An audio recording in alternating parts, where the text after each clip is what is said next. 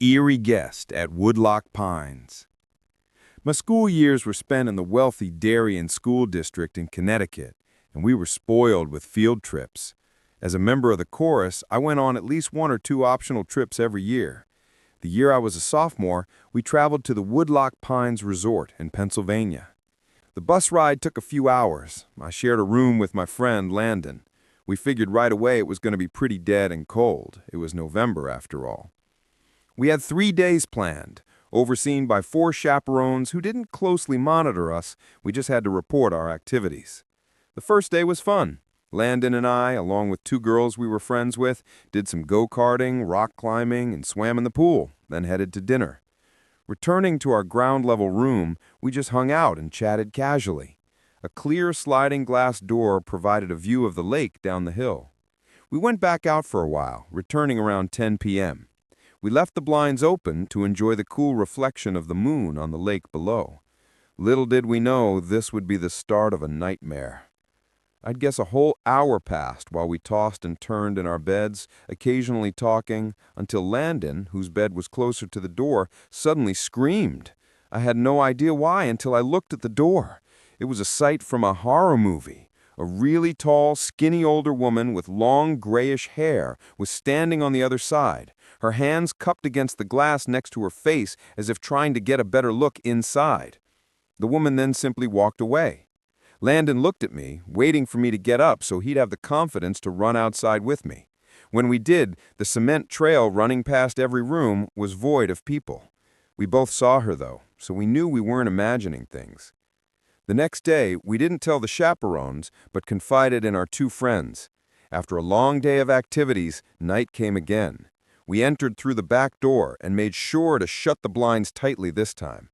Landon fell asleep first. I followed about half an hour later. I woke up to silence.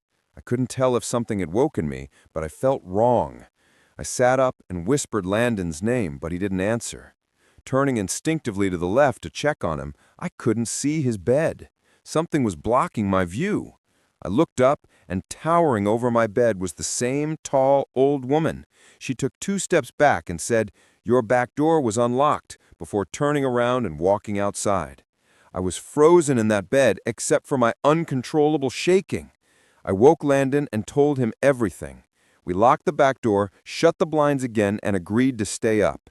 It was already 4 a.m., so we wouldn't lose much sleep. By 8 o'clock, we went to the dining hall for breakfast.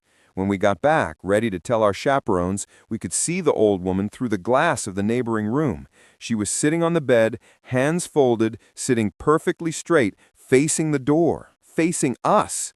We ran to the front desk to report her to the staff instead of the chaperones. Weirdly, none of them seemed to know what to do.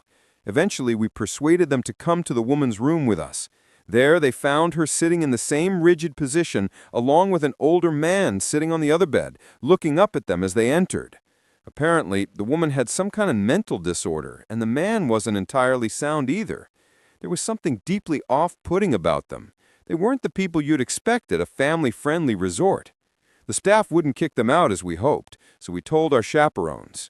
Long story short, after a lot of arguing between chaperones and staff, the trip was cut short and we all went home. Landon and I were just happy to get out of there. Abduction in the zoo's red corridor. When I was in the 4th grade, my class took a field trip to a rural zoo preserve about an hour from our school. I vividly recall it was a cloudy day with a few raindrops.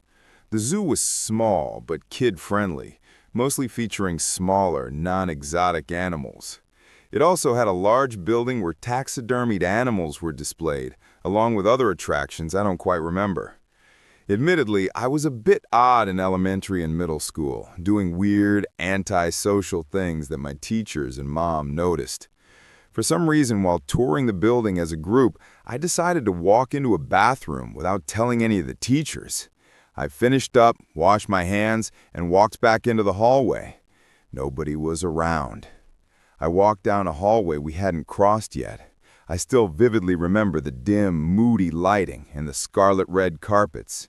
My 8-year-old imagination went wild as I witnessed all the stiff, lifeless animals behind the glass cases. I stopped in my tracks when I saw a man obviously hiding behind a stack of chairs. I think I laughed, thinking he was playing a joke. He emerged from behind the chairs and walked over to me, asking where the group went. I said I didn't know. He grabbed my hand and told me to follow him. I must have thought he was taking me back to the group. He led me to an exit door that opened onto the back section of the building by a couple of dumpsters, some benches, and the woods. Once outside, his pulling became much more aggressive and his grip on my arm tightened. He was dragging me into the woods. I didn't scream or cry for help, but I remember a sickening pit of fear in my stomach. Then a woman screamed at the top of her lungs. It was one of the teachers on the other side of the fence. The man let go of me and ran into the woods. Moments later, a few teachers rushed out the exit door to my side of the fence and pulled me back inside. They all yelled at me, but at the same time comforted and smothered me. They called my parents, and the field trip was officially over. The attraction owners called the police. We all got back on the buses. As my bus was leaving the parking lot, however, my observant 8-year-old self spotted the man crouching down in the woods near the road, hiding behind a branch, watching the buses pass. Once again, for whatever bizarre reason, I kept quiet. I was probably too shy or just too shaken up to say anything. All the other kids looked at me strangely for the rest of the ride home. I didn't care then, but I sincerely hope that man never found success in snatching an unsuspecting young child like myself. The Intrusion into the Abandoned Village. Back in high school, I took a class on mysteries in mythology, or something like that, which focused on real-life mysteries and creepy subjects. I was into that kind of stuff. I took the class with a good friend, I'll call Ben. The teacher took us on a field trip to a nearby abandoned village with an unknown past. It was built in the early 1900s, but seemed to have been quickly deserted shortly after construction. The bus ride was about 20 minutes. We were glued to the windows as we pulled up a sketchy, decrepit road cutting through a dense forest. The road eventually led to a clearing. We stepped out onto the road, which had grass growing through the cracks, surrounded by knee-high grass. The buildings, tall, archaic brick structures with boarded-up windows, gave off such chilling vibes. The teacher lined all 20 of us up, counted heads, and led the way. The point of the trip was to use our skills to try and piece together why the village might have been abandoned so long ago. Some buildings had holes in the walls for entry, and some even had holes dug into the ground next to them, seemingly to access the creepy basements. But one building stood taller than any of the others. It intrigued me the most. While the teacher led the group toward the village church, Ben and I decided to sneak off on our own to look for anything interesting. As we walked toward the tallest building, we saw a hole in the ground dug by the sealed-off back door. In the hole was a ladder leading down to the concrete floor below. We looked at each other and knew we had to do it. Ben climbed down first, then me.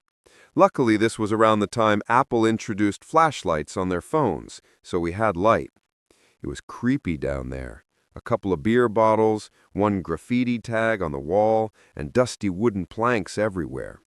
A wooden stairway led up into complete darkness, as all windows and doors above were sealed. Since we had already entered the building, we figured we might as well go up the stairs. I went first. With each step, the creaking of the 100-year-old wood made me feel like I was going to fall right through. Ben followed. This floor was very tightly laid out, seeming to open into many smaller, different rooms. It was so dark inside you wouldn't guess it was daytime. Ben and I were honestly starting to get spooked and agreed to head back outside. But just then, there was a noise in one of the tiny rooms, like a big rock hitting the concrete floor. A normal instinct would be to run, but Ben and I froze, locked eyes for a moment, then both tiptoed over to the room's opening. We shined the light into the room and ran. We ran back down the stairs and up the rusty ladder outside. We caught up to the group, out of breath. We didn't say anything, though, to avoid getting into trouble. One of our classmates asked what was wrong. We told him we had snuck into one of the buildings, and when we shined the light into one of the rooms, we saw 3 guys standing maybe 10 feet away from the doorway, facing Ben and me in a weird formation, as if they were waiting for us. As we continued with the group, we paid extra attention to the tall building we had entered. Before leaving, we saw a person's face at one of the higher-level windows that had not been boarded up. We never told the teacher, fearing trouble. We didn't know what to think. Were they just homeless people living there? Gang members hiding? Ben freaks me out with his theory. He says they were the ghosts of the people who once lived in the town. Still, the way the 3 guys were just hauntingly standing there so calmly, staring at us the moment we peeked through that doorway, I still can't get that image out of my head. I might go back to that village someday, just to prove Ben's idea wrong.